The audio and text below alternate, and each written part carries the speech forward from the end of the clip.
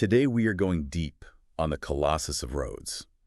It's one of the most famous seven wonders of the ancient world, and maybe the most powerful, but it was also definitely the shortest lived. It absolutely was. And the whole reason it even existed was rooted in a military victory. Right, it was a celebration. Exactly. The Colossus was built on the Greek island of Rhodes to celebrate their triumph over a huge siege. They defeated an invading army and dedicated this enormous monument to their patron god, Helios. Oh, God. The sun god, yeah. This wasn't just decoration, it was a permanent, monumental thank you note. You really have to understand why Rhodes was so important in the first place. This wasn't some, remote, quiet island. Not at all. If you just look at a map of the ancient Mediterranean, Rhodes is in a perfect spot. It was this massive hub for trade, for culture, all because it was right on the major shipping lanes. So it was wealthy. Very wealthy and fiercely independent. They deliberately put the statue near the entrance of the main harbor. So imagine you're sailing toward the island. From miles away, you see this giant, shining figure. Welcoming you. Or maybe warning you. A bit of both. It was a projection of their pride and their power. That visibility was key. Okay, so let's talk logistics. Building this must have been an absolute monster of a project. Oh, it was. The whole thing took about 12 years, finally wrapping up around 280 BC. And the lead architect, the name to remember, is Chares of Lindos. Chares was a master, but he had a big problem. How do you build something that high in the 3rd century BC? I mean, without modern cranes or anything like that. So what was the solution? The core construction was really revolutionary. They started with a strong internal skeleton. Think of it like the frame of a modern skyscraper. But made of what? Massive iron beams and heavy stone blocks, basically for ballast and stability. So the statue wasn't solid bronze, which I think is a pretty common misconception. Right. It had this heavy, stable core, and the outside was essentially a shell. Once the framework was up, they'd hammer these massive bronze plates into shape. This was the skin of the sun god, and attach them section by section. Okay, but the biggest challenge wasn't just attaching the plates, was it? It was getting the workers and all those heavy materials higher and higher. Exactly. And this is where Chares' solution is just. It's historically famous. Today, you'd use scaffolding, right? Sure, those metal frames you see on buildings. But Chares didn't do that. He used something totally different and honestly brilliant. He built a massive earth ramp. A ramp made of dirt. Dirt and rocks. As they finished the bottom section of the statue, they would just pile up dirt around it. This created a giant, stable hill that grew right alongside the statue. So the workers were basically building their own workplace as they went. They just walk up this huge, ever-growing dirt hill. And it gave them a massive, stable platform to work from. It was so much safer than any wooden scaffolding they could have built that high. Think of the winds near a harbor. That would have been incredibly dangerous. The earth ramp system was much, much safer. It took huge amounts of manpower to move all that dirt, of course, but it worked. The logistics of that alone are kind of hard to wrap your head around. But what about the materials? Where do they get that much bronze and iron? This is one of the best parts of the whole story. The materials were literally just sitting there right on the battlefield. From the siege. From the siege. The defeated army abandoned all of their siege equipment when they fled. And we're not talking about, like, small tools here. This was serious military hardware. Oh, yeah. The enemy had brought this massive multi-story siege tower, maybe the largest ever built. It was called the Helepolis, the Taker of Cities. And they just left it. Too big to move. Yeah. So the Rhodians stripped the battlefield of everything. Iron frames, bronze fittings from catapults, weapons. All of it. They melted it all down. So instruments of war were recast into a monument of peace and victory. They literally forged the statue from the scrap metal of their defeated enemy. That is the ultimate power move. It showed everyone how wealthy and secure they were. They could afford to turn valuable metal into art instead of, weapons for themselves. Exactly. It was a statement. Okay, let's step back and just visualize the finished thing. This was Helios, the sun god. He's standing tall. What else? He was almost certainly wearing his distinct crown of sunbeams. You see it in a lot of depictions. It was all about showing his divine power. Was he holding anything? Some accounts suggest he held a long spear. Others say he had his hand raised, sort of shielding his eyes as he gazed out over the ocean looking east.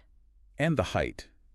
You hear a lot of numbers, but what's the real one? The number to remember is about 108 feet tall. Okay, for comparison, That's roughly the height of the Statue of Liberty. Right, but that's if you don't count the huge pedestal she stands on. Oh, wow. So just the statue itself. Just the statue. Yeah. For a few decades, it was the tallest statue in the entire world. And because it was made of polished bronze, in that bright Mediterranean sun, it must have just glowed. It would have radiated light like it was made of pure gold from a distance, truly looking like a sun god. There's one detail that really gives you a sense of the scale. I think an ancient writer mentioned it. Yes, the thumb.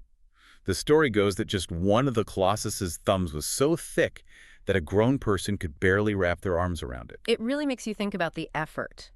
Casting, forging, and then lifting these enormous individual pieces of bronze up those dirt ramps 100 feet in the air. It's unbelievable. Now, whenever something becomes this legendary, myths start to creep in and replace the facts. And the biggest myth is probably the image most people have in their heads. And it is completely false. You're talking about the statue straddling the harbor. The idea that it stood with its legs spread wide apart over the harbor entrance, forcing ships to sail right between its legs. It's a great image.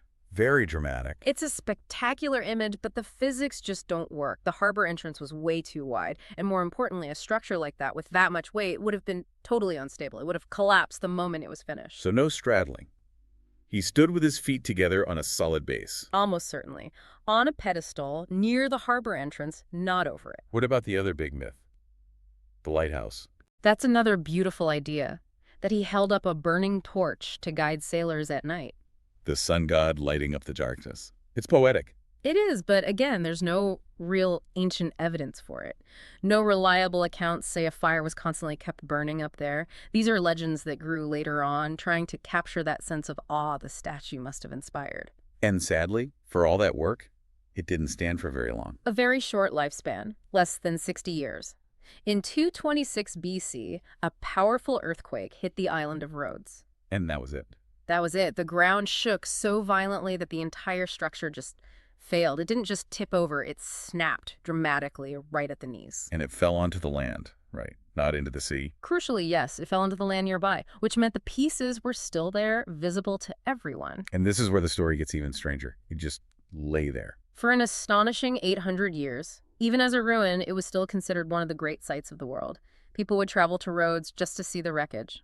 So you can just walk up and see this colossal arm or a shattered foot and still just marvel at the size of it all. Exactly. But the people of Rhodes never rebuilt it. Why not? They had the money, the skill. They consulted an oracle, a religious figure, who warned them that rebuilding it might bring bad luck, maybe a curse, down on the island.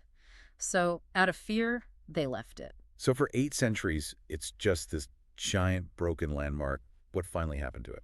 The final end came in the 7th century AD. In 653, a new army took control of Rhodes, and they saw those fallen bronze plates not as a ruin, but as a resource, a very valuable one. They decided to cash it in? They broke the bronze down into smaller, manageable pieces to transport and sell, and this is the legendary number that really gets you. The camels. The camels. Historical accounts say it took 900 camels to carry all the bronze away to be melted down. 900. Just think about that. A caravan stretching for miles, all loaded down with the pieces of one statue. It tells you everything you need to know about the scale, and it's why, today, nothing physical is left. But its legacy is very much alive, isn't it? Absolutely. The idea of the Colossus, this giant figure welcoming people by the water, directly inspired later structures. Most famously, the Statue of Liberty. Without a doubt. Liberty stands near the water, has an internal frame, and represents freedom, welcoming travelers. Her architects were intentionally referencing the Colossus. And our language, too. Every single time you use the word. Colossal. Colossal. You're talking about this statue of Helios.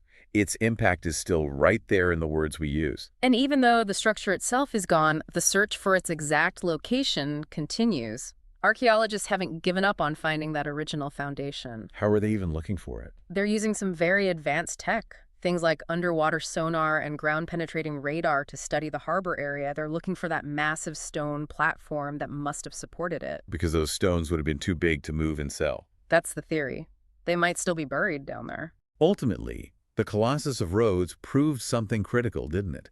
That even with ancient tools, people could combine engineering and art to do things that seemed impossible. It's a powerful testament to the ambition of the ancient world. A symbol of independence, a technical marvel, all in one. So think about this. The statue itself stood for less than 60 years, but its broken ruins were so famous they remained a wonder of the world for 800 years after they fell. What does that tell us about the power of an idea long after the physical thing is gone? Good luck with your studies.